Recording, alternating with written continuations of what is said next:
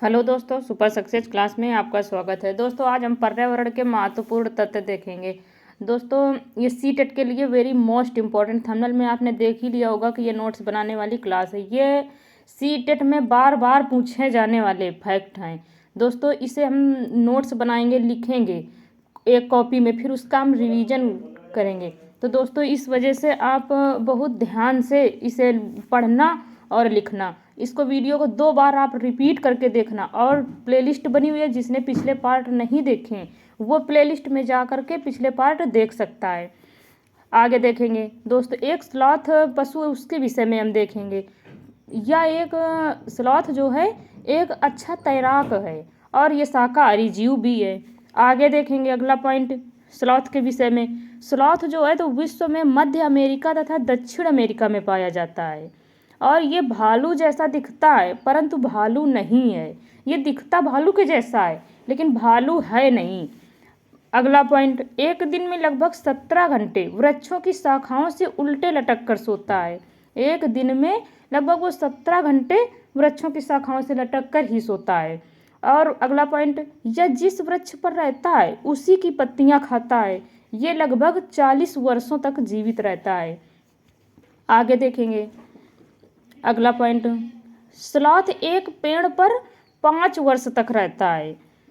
इसकी उम्र 40 वर्ष होती है, इसीलिए वह जीवन में 8 पेड़ों पर रहता है या एक सप्ताह में एक बार ही आराम या शौच के लिए उतरता है। दोस्तों ये महत्वपूर्ण फैक्ट हैं। ये फैक्ट परीक्षा में बार बार रिपीट होते हैं, तो दोस्तों इसीलिए इनको आप नोट करिए और इसको ध्यान से पढ़िए। फिर प्रैक्टिस सेट या मॉडल पेपर आप लगाइए, उसमें देखिए। आगे देखें शेर के विषय में। शेर से बनने वाले इम्पोर्टेंट फैक्ट्स जो पूछे जाते हैं परीक्षाओं में, बार बार पूछे जाते हैं। पहला पॉइंट, भूरे रंग का जीव है जिसे जंगल का राजा कहा जाता है। शेर जो है वो भूरे रंग का जीव है, उसे जंगल का राजा कहा जाता है। अगला पॉइंट, भारत के राष्ट्रीय चिन्ह में शेर का अंकन है। भारत के जो राष्ट्रीय चिन्ह है अशोक की लाट, उसमें राष्ट्रीय चिन्ह शेर का अंकन है। आगे देखेंगे तीसरा पॉइंट, शेरनी और उसके बच्चे समूह में रहते हैं, जिसका नेतृत्व तो शेरनी करती है। शेरनी और उसके बच्चे जो हैं वो समूह में रहते हैं और उस समूह का नेतृत्व जो करती है वो शेरनी करती है। अगला पॉइंट देखेंगे, शेर के देखने की क्षमता मनुष्य के अपेक्षा 6 गुनी होती है।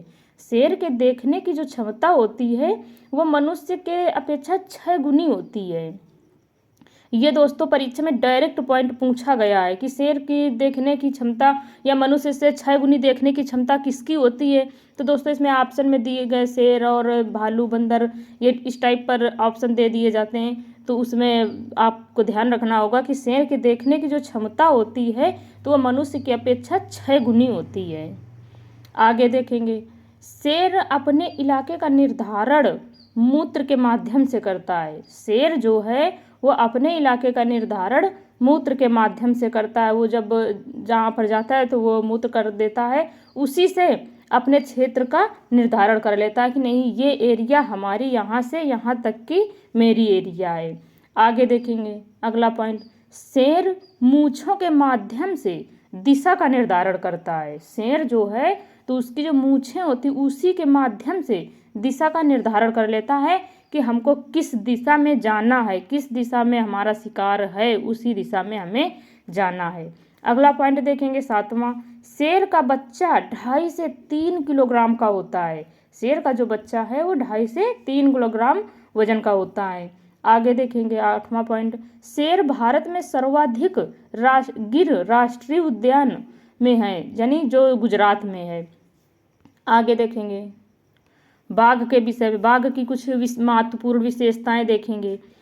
पहला पॉइंट, बाघ का बच्चा 1.5 से 2 किलो तक का होता है। बाघ का जो बच्चा है वो 1.5 से 2 किलो तक का होता है। दोस्तों इसमें ध्यान रखेंगे, शेर का जो बच्चा था तो वो 2.5 से 3 किलोग्राम का होता है और बाघ का बच्चा 1.5 से 2 किलो तक का होता है। आगे देखेंगे, बाघ रात में हमसे 6 गुना बेहतर देख सकता है। शेर भी 6 गुना बेहतर देख सकता है, बाघ भी 6 गुना बेहतर देख सकता है। बाघ की मूछें संवेदनशील होती हैं जिसमें ये हवा में गति और कंपन का पता लगा लेता है। आगे देखेंगे तीसरा पॉइंट, बाघ की मूंछें अंधेरे में उसे शिकार ढूंढने में मदद करती हैं। बाघ के शरीर में पीली काली धारियां पाई जाती हैं। आगे देखेंगे हमारा राष्ट्रीय पशु क्या है दोस्तों, बाघ ही है। उसी के विषय में ये विशेषताएं उसी की बताई गई हैं। आगे देखेंगे चौथा पॉइंट, बाघ पत्तियों की आवाज़ और किसी अन्य जानवर की हरकत करने में अंतर को महसूस कर लेता है।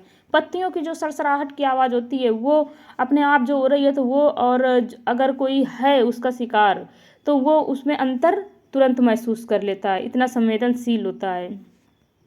आगे देखेंगे बाघ के कान चारों दिशाओं में घूम सकते हैं। बाघ के जो कान हैं तो वो चारों दिशाओं में घूम सकते हैं, जो उसे चारों ओर की आवाज़ सुनने में मदद करते हैं। आगे देखेंगे छठवां पॉइंट, बाघ अलग अलग परिस्थितियों में अलग अलग आवाज़ें निकालता है।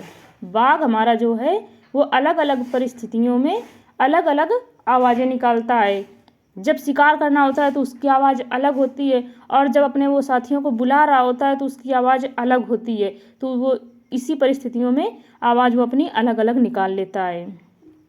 आगे देखेंगे भारत में सर्वाधिक बाघ कर्नाटक में पाए जाते हैं। भारत में जो सर्वाधिक बाघ हैं वो कर्नाटक में पाए जाते हैं। अगला पॉइंट देखेंगे बाघ के दौड़ने की आवाज़ 3 किलोमीटर तक सुनाई देती है। वेरी मोस्ट इम्पॉर्टेंट फैक्ट, बाघ के दौड़ने की आवाज़ 3 किलोमीटर तक सुनाई देती है। आगे देखेंगे बाघिन 2 से 3 वर्ष में अपने बच्चे को छोड़ देती है। बाघिन जो है वो 2 से 3 वर्ष में अपने बच्चों को छोड़ देती है।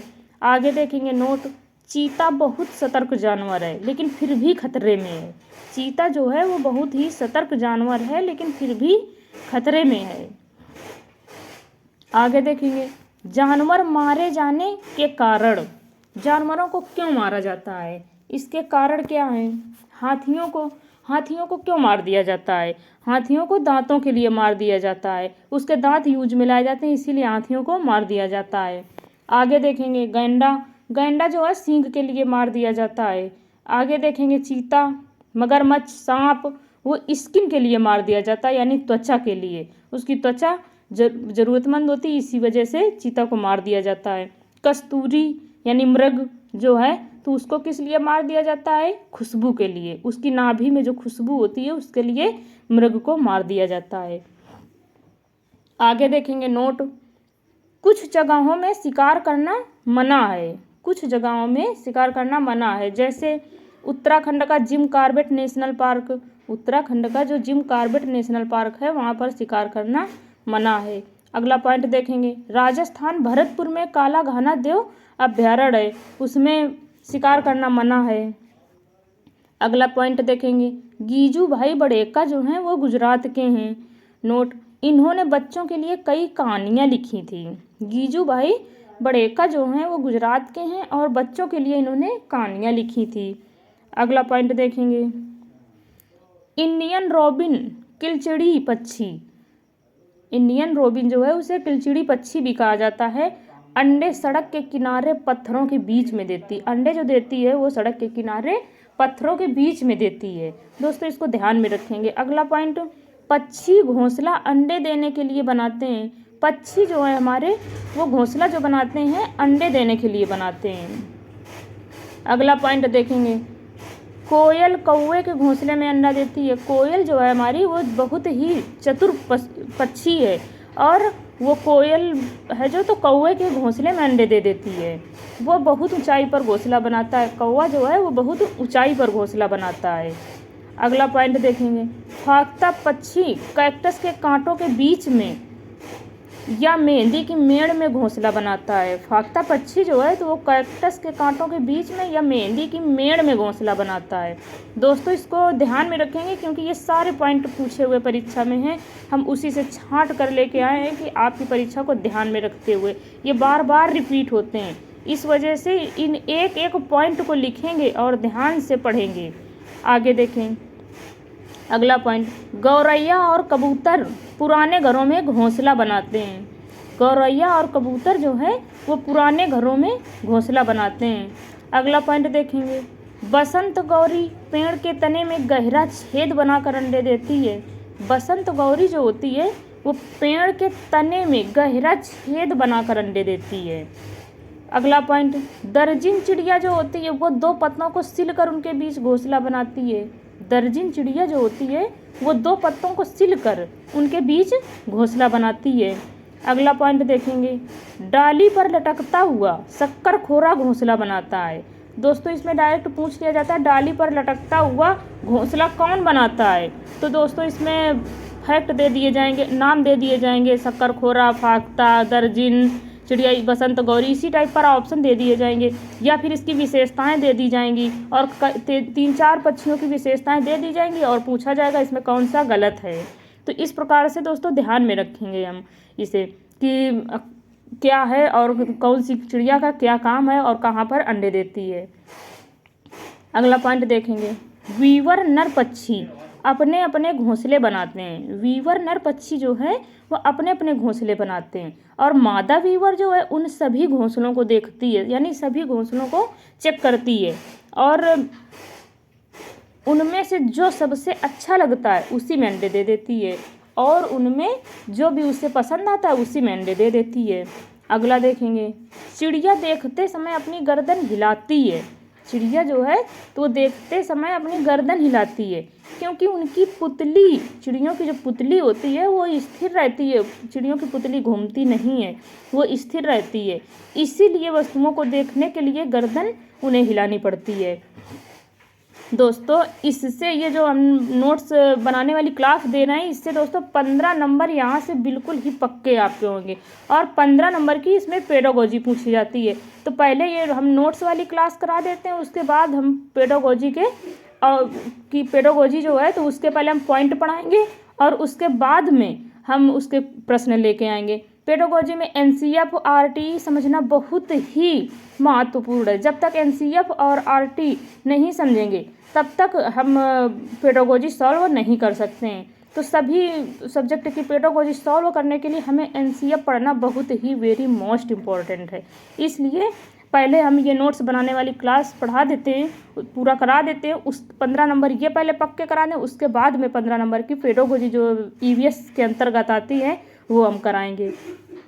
आगे देखें, चिड़िया एक ही समय पर अलग अलग आँखों से अलग अलग वस्तुओं को देख सकती है। चिड़िया जो है तो एक ही समय पर अलग अलग आँखों से अलग अलग वस्तुओं को देख सकती है। रात में जगने वाले जानवर या पक्षी रात में वस्तुओं को सफ़ेद और काला ही देखते हैं। जैसे उल्लू, ये रात में जगता है तो वो बस सफ़ेद और काला ही देखते हैं। सांप सुन नहीं पाता है, वो ज़मीन पर होने वाले कंपन को महसूस करता है। सांप जो है वो सुन नहीं पाता है, वो ज़मीन पर होने वाले कंपन को ही महसूस करता है। दोस्तों ये क्लास बस नोट्स बनाने वाली है और ये एनसीईआरटी जो चलती है प्राथमिक में दोस्तों वो बस उसी से हमने नोट्स सारे उठाए, उन्हीं बुकों से नोट्स उठाए हुए, जिस टाइप पर है उसी टाइप पर दोस्तों 15 क्वेश्चन उसी से डायरेक्ट बनते हैं। इसलिए हम सेम उसी से पॉइंट उठाकर वो इम्पोर्टेंट पॉइंट ला करके यहाँ पर पिन किए हैं। आगे देखते हैं, कुछ पक्षी जानवर अलग अलग परिस्थितियों में विभिन्न आवाज़ें निकालते हैं। जैसे खुशी में, भय के समय, जैसे लंगूर, बाघ, चीता, ये जब होते हैं तो ये खुशी के समय इनकी आवाज़ अलग होती है, भय के समय अलग आवाज़ होती है। आगे देखेंगे, और जब शिकार करना होता है तब उतने समय आवाज़ इनकी अलग होती है। आगे देखेंगे, अंडमान निकोबार में सुनामी दिनांक 2004 में आई थी। अंडमान निकोबार में जो है तो वो सुनामी जो आया था तो 2004 में आई थी। नोट, यानी जानवरों के विपरीत व्यवहार, वहाँ के लोग जो थे तो वो जानवरों के विपरीत व्यवहार के कारण वहाँ के लोग सुरक्षित हो गए थे। क्योंकि जब सुनामी की शंका होती है तो वहाँ के जो जंगली पशु होते हैं तो वो उनका व्यवहार जो है, आवाज़ें विपरीत तरीके से निकलने लगती हैं, तो उससे लोग वहाँ के सतर्क हो गए थे, तो वहाँ से सुरक्षित हो गए थे। जंगली पशु पक्षी जो है प्राकृतिक आपदा को भांप लेते हैं। आगे देखेंगे, रेशम का कीड़ा कई किलोमीटर से अपनी मादा को गंध से पहचान लेता है। रेशम का कीड़ा जो होता है तो कई किलोमीटर से अपनी मादा को गंध से पहचान लेता है। अगला पॉइंट, मच्छर मनुष्य के पास तलवे की गंध से और शरीर की गर्मी से आते हैं। मच्छर जो है तो वो मनुष्य के पास कैसे आते हैं? मच्छर उसकी तलवे की गंध से, शरीर की गर्मी से मनुष्य के पास आते हैं। अगला पॉइंट देखेंगे, जानवरों के सोने की समयावधि, यानी कौन सा जानवर कितने समय तक सोता है। छिपकली जो है तो वो ठंडी के सीजन यानी ठंडी के पूरे सीजन सोती है। अगला पॉइंट, गाय 4 घंटे सोती है, यानी उसके सोने की समयावधि 4 घंटे है। सांप 18 घंटे, जिराफ 2 घंटे, सबसे कम जिराफ होता है। बिल्ली 12 घंटे, स्लॉथ जो कि ऊपर पढ़ ही चुके हैं 17 घंटे। धन्यवाद दोस्तों। यदि वीडियो आपको अच्छी लगे तो आप लाइक करें, सब्सक्राइब करें और कमेंट करें, शेयर करें। तो दोस्तों यदि आपका कोई सुझाव हो तो आप कमेंट बॉक्स में कमेंट करें। धन्यवाद।